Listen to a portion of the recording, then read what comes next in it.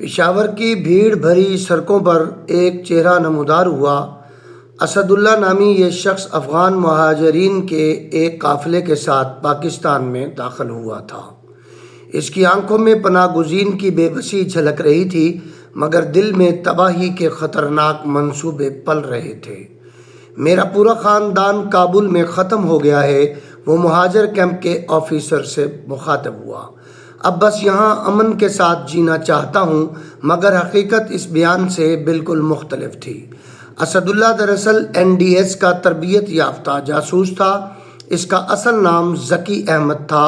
وہ پاکستان میں دہشت گردی کا ایک نیا نیٹ ورک قائم کرنے کے لیے آیا تھا۔ چند ہی مہینوں میں اسد نے پشاور میں ایک چھوٹی سی کمپیوٹر کی دکان کھول لی۔ IT میں مہارت اس کا سب سے مضبوط ہتھیار تھا۔ دن میں وہ ایک عام دکاندار نظر آتا تھا، لیکن رات کو جب شٹر گرتے تو ایک اور دنیا اس کی دکان میں آباد ہو جاتی تھی۔ لیپ ٹاپ کی سکرین پر خفیہ messaging apps, dark web connections اور انکرپٹڈ رابطے روشن ہو جاتے۔ وہ خاموشی سے ایک خفیہ نیٹ ورک تعمیر کر رہا تھا۔ اس نے خاص طور پر ایسے نوجوانوں کو نشانہ بنایا جو بے روزگار، مایوس اور غصے سے بھرے ہوئے تھے۔ آن لائن پراپیگنڈا، پیسے کی پیشکش اور جھوٹے خواب ان کے سامنے رکھے جاتے تھے۔ بھائی، تمہارا حق تمہیں ملنا چاہیے، اسد انہیں یقین دلاتا، اور میں تمہاری مدد کر سکتا ہوں۔ نوجوان آہستہ آہستہ اس کے جال میں پھنستے چلے گئے، لیکن دوسری طرف ISI کے سائبر سیکورٹی ڈپارٹمنٹ میں خطرے کی گھنٹیاں بج چکی تھیں۔ میجر فاروق اعظم، جو کاؤنٹر انٹیلیجنس کے سربراہ تھے، اپنی ٹیم کے ساتھ ڈیٹا کا باریک بینی سے جائزہ لے رہے تھے۔ سر، یہ دیکھیں، ایک نوجوان تجزیہ کار نے سکرین کی طرف اشارہ کرتے ہوئے میجر فاروق کی توجہ دلائی۔ پشاور سے ایک نیا IP ایڈریس بار بار VPN بدل رہا ہے۔ افغانستان اور مشرق وسطیٰ میں مشکوک کنیکشنز ہیں۔ اسرائیل کے ساتھ روابط نظر آ رہے ہیں۔ میجر فاروق کی آنکھیں تیز ہو گئیں۔ اس کی حرکت ٹریک کرو، 24 گھنٹے اس کی نگرانی چاہیے مجھے، میجر فاروق نے بڑے روب داب والے لہجے میں حکم دیا۔ 3 ہفتوں کی مسلسل نگرانی کے بعد تصویر بالکل واضح ہو گئی۔ اسد اللہ کے گرد ایک خطرناک نیٹ ورک جنم لے چکا تھا۔ ابھی گرفتاری نہیں، میجر فاروق نے حکم دیا، پہلے پورا جال سامنے آنے دو۔ اسی دوران ISI نے اپنے ایک افسر سارجنٹ عمران کو ایک بے روزگار نوجوان کے بھیس میں اس نیٹ ورک میں داخل کر دیا۔ بھائی، میں بھی تمہارے ساتھ ہوں، عمران نے اسد سے کہا۔ جو بھی کام ہو میں تیار ہوں۔ اسد اللہ مطمئن تو ہو گیا، مگر اس نے شرط رکھی۔ اس نے کہا کہ بھروسہ تب ہوگا جب تم خود کو ثابت کرو گے۔ اس نے عمران کو ایک معمولی سا ٹاسک دیا، ایک پولیس چوکی کی تصویریں لینا۔ عمران نے تصویریں بھی لیں اور فرضی سیکورٹی معلومات بھی اس کو فراہم کر دیں۔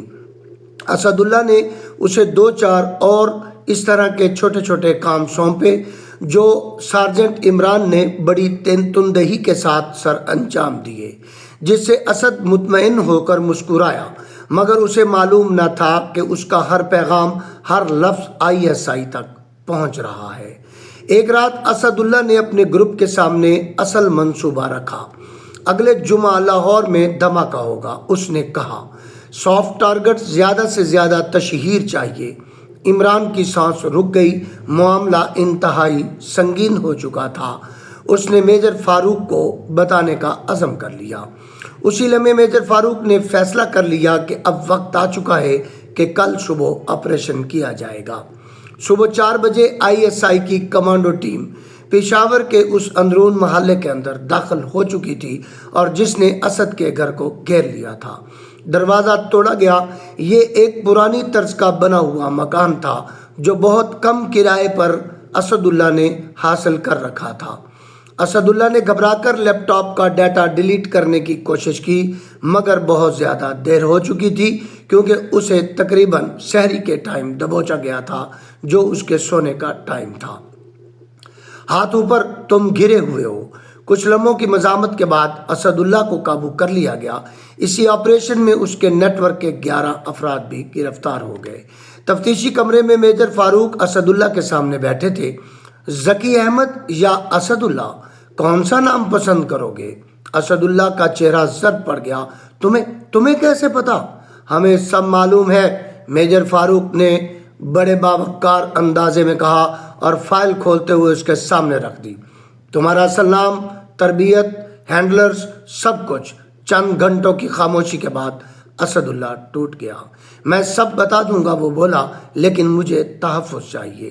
اگلے 3 دنوں میں ذکی احمد نے NDS کے پورے نیٹ ورک کی تفصیلات اگل دیں۔ اس نے بتایا کہ کابل میں ایک مخصوص سیکشن صرف پاکستان کے خلاف کام کرتا ہے۔ 50 سے زیادہ ایجنٹس یہاں بھیجے جا چکے ہیں۔ مقصد صرف ایک ہے، پاکستان کو اندر سے کمزور کرنا، فرقہ واریت اور دہشت گردی پھیلانا۔ لیکن پھر اس نے ایک ایسا راز بتایا جس نے سب کو چونکا دیا۔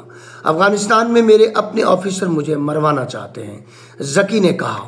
میں ان کے منشیات اور اسلحہ سمگلنگ کے راز جان چکا ہوں، اور میں یہ بھی جانتا ہوں کہ پاکستان میں کون کون ان سے اسلحہ کا خریدار ہے اور منشیات لیتا ہے، جو کہ پاکستان کے کونوں خدروں میں اور گلی محلوں میں بیچی جاتی ہے۔ میں واپس گیا تو زندہ نہیں بچوں گا۔ ذکی احمد کی فراہم کردہ معلومات سے اگلے 3 مہینوں میں مزید 12 جاسوس پکڑے گئے۔ میجر فاروق احمد نے ذکی احمد کو تحفظ کا احساس دلا دیا تھا، اور ایک بڑا دہشت گرد نیٹ ورک ہمیشہ کے لیے ختم ہو چکا تھا۔ میجر فاروق کو اعزاز ملا، مگر ان کے لیے اصل کامیابی وہ جانیں تھیں جو لاہور بم دھماکے میں اور ہونے والی دہشت گردی میں بچ گئی تھیں۔ ذکی احمد کو ایک خفیہ مقام پر منتقل کر دیا گیا تھا۔ نہ تو وہ آزاد تھا اور نہ ہی وہ واپس جا سکتا تھا۔ ایک شام میجر فاروق اس سے ملنے گئے۔ اس نے کہا کہ کبھی سوچا تھا کہ تمہارا انجام ایسا ہوگا؟ ذکی احمد نے آہستگی سے سر ہلایا۔ اس نے کہا کہ نفرت انسان کو اندھا کر دیتی ہے۔ میں سمجھتا تھا کہ میں اپنے ملک کی خدمت کر رہا ہوں، مگر اصل میں صرف تباہی کا ذریعہ بن گیا۔ میں مسلمان ہو کر مسلمانوں کو قتل کر رہا تھا۔ میجر فاروق کمرے سے باہر نکلے تو ان کے ذہن میں ایک ہی سوال گونج رہا تھا کہ کتنے اور ذکی احمد نفرت کی آگ میں جھونکے جا رہے ہیں۔ لیکن ایک بات پر انہیں پورا یقین تھا کہ جب تک ISI جیسی پیشہ ور اور چوکس ایجنسیاں موجود ہیں، پاکستان محفوظ ہے۔ اگر آپ کو یہ حقیقت پر مبنی کہانی پسند آئی ہو تو میرے YouTube چینل کو عرفان کرائم سٹوریز اردو کو سبسکرائب کیجئے، لائک کیجئے، اور ویڈیو کو کسی اپنے دوست کے ساتھ شیئر بھی ضرور کیجئے۔ جزاک اللہ۔ السلام علیکم ورحمۃ اللہ وبرکاتہ۔